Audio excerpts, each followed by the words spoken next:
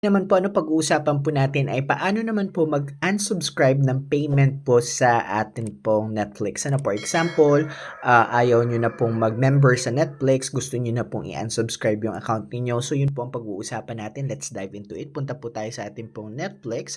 Ayan po sa inyo pong account.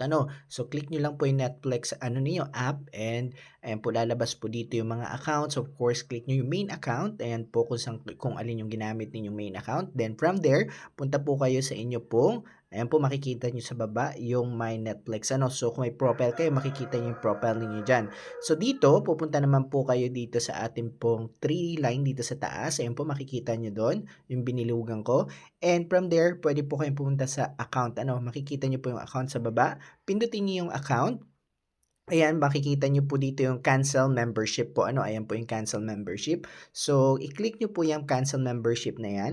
May mga lalabas po dito na manage your membership. Whatever you choose, it will take effect on February 26. You'll still be able to watch until then. So, hindi po siya agad-agad. So, kasi bayad nyo na po. So, makukonsume pa po yung binayaran ninyo. So dito, ayan, i-click nyo lang po dito yung mga gusto nyong i-click na reason ay post for a month, keep your profile and preferences, loose personalized recommendation, change plan, mamimili lang po kayo dyan. So, for example, ay post for a month. For example, ayan, pwede nyo pong i-click yun. Ayan. So, kung yun ang gusto niyo, cancel membership, finish, ayan, cancellation, ayan po, nandyan din po siya. So, depende po sa gusto nyo. I-click nyo lang po yun, then proceed lang po kayo. Hindi ko lang po magawa dito sa account ko kasi, ayan, hindi naman po tayo magka-cancel ng membership sa ating pong Netflix.